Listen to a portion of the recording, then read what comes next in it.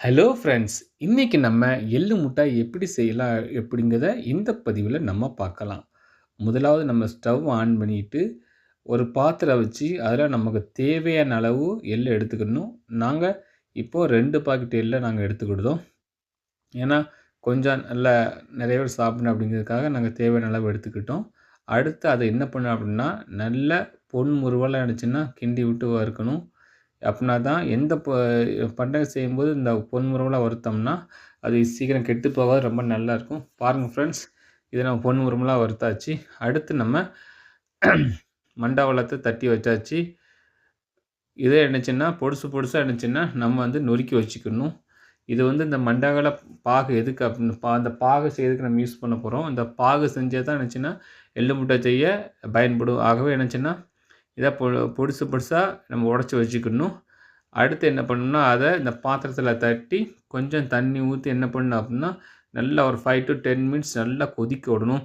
கொதிக்க விட்ட பிறகு என்னச்சுன்னா, அத கொஞ்சம் ஃபில்டர் பண்ணணும். ஏன்னா, அதில சில இது கொஞ்சம் உடைஞ்சிருக்கும். சிலது வந்து அதில சரியா இதா இருக்காது. அதனால அத ஃபில்டர் பண்ணி பியூரா என்ன பண்ணணும்னா, அந்த பாக நம்ம எடுத்துக்கணும். அதில உள்ள அசடுகள் அதெல்லாம் கழிஞ்சிடும். ஆகவே பியூரா அந்த பாக நம்ம எடுத்துக்கணும். பார்த்தீங்கன்னா, இப்ப நம்ம இந்த பாக ஃபில்டர் பண்ணி பியூரா எடுத்தாச்சு. இப்போ ஒரு பாத்திரத்தில தட்டிட்டோம். மறுபடியும் என்ன பண்ணணும் அப்டின்னா, இத நம்ம நல்லா என்னச்சுன்னா ஹீட் பண்ணிட்டே இருக்கணும். எப்போ நல்லா ஹீட் பண்ணிட்டே இருக்கணும். பாருங்க ஃப்ரெண்ட்ஸ் எவ்வளோ அழகா ஹீட் பண்ணிட்டு இருக்குன்னு. ஏன் இப்படி ஹீட் பண்றேன் அப்டின்னா, அந்த எள்ளு முட்டாய் செய்வதற்கு தேவையான அளவு பாகு வரணும் அப்டிம்பாங்க. ஒரு இந்த கை வச்சு இப்டி பார்த்தீங்க அப்டின்னா, இந்த பாகு தெரியும். இந்த பாகின் அளவு அதோடைய பதம் அப்டின்னு சொல்லுவாங்க. அந்த பதம் வரதட்டி இருந்துச்சுன்னா, நம்ம ஹீட் பண்ணி நல்லா கிண்டி விட்டுட்டே இருக்கணும் ஃப்ரெண்ட்ஸ். கிண்டி விட்டு அப்பப்போ என்னச்சுன்னா, அந்த அந்த அந்த பதம் வந்துட்டா, அந்த பாகக்குரிய பதம் வந்துட்டா அப்படிங்கிறத நம்ம அப்போ செக் பண்ணி பார்த்துட்டே இருக்கணும். நம்ம அத செக் பண்ணிட்டு அது கன்ஃபார்ம் பண்ண பிறகு நம்ம எடுத்து என்னச்சுன்னா, எள்ளு முட்டைய நம்ம கிண்டி யூஸ் பண்ண ஆரம்பிச்சிடலாம். பாருங்க ஃப்ரெண்ட்ஸ் எப்படி நுரைச்சு வருதுன்னு. இப்போ நம்ம இந்த பாக செக் பண்றோம். இப்படி கையில வச்சு எடுக்கும்போது கொஞ்சம் இந்த ஸ்டிப்பு பிடிக்கணும். இந்த பாருங்க. அது நல்லா கட்டியாயிட்டு ஆக்சுவலா பார்த்தீங்கன்னா, கொஞ்சம் ஸ்டிப்புட்டு அடிக்கணும். கொஞ்சம் கட்டியாயிட்டு நீங்க இத விட கொஞ்சம் கம்மியா வரும்போது, அதுக்கு முன்னாலே கொஞ்சம் எடுத்துருங்க. பாருங்க, பாக நம்ம என்ன செய்யாச்சு, நல்லா கிண்டி கிண்டி பதத்துக்கு ஏத்த மாரி நம்ம கிண்டி, அது ஸ்டவ் ஆஃப் பண்ணி வச்சாச்சு. இப்போ என்னன்னு செய்யணும்னா, ஒரு தட்டில நெய் எடுத்து தடவிக்கோங்க.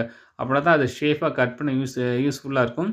ஒரு தட்டில நெய் எடுத்து அ தடவி, அந்த நம்ம வறுத்து வச்ச எள்ள அதில கொட்டிறணும். வறுத்து வச்ச எள்ள அந்த பாகுல கொட்டி நல்லா மிக்ஸ் பண்ணிக்கோங்க. 2மே நல்லா மிக்ஸ் பண்ணிக்கணும். மிக்ஸ் பண்ணா தான் என்னச்சுன்னா, நம்ம அடுத்து இந்த முட்டாய் செய்ய யூஸ்ஃபுல்லா இருக்கும். நல்லா மிக்ஸ் பண்ணிக்கோங்க. ஆக்சுவலா பாகு ரொம்ப கெட்டியாயிட்டுன்னு நெனைக்கிறேன். பாருங்க, பாகு வந்து கொஞ்சம் ரொம்பயும் நீங்க இது பண்ணிறக்கூடாது. பாகு இதாயிரும். பாருங்க, பாகு நல்லா கெட்டியாயிட்டு, நல்லா அளவா வந்துட்டு பார்த்துக்கோங்க. நல்லா கெட்டியாச்சு. இப்போ நமக்கு தேவையான எள்ளு முட்டாய் ரெடி ஆயிடுச்சு. பாருங்க ஃப்ரெண்ட்ஸ், இப்போ நமக்கு தேவையான எள்ளு முட்டாய் ரெடி ஆயிடுச்சு.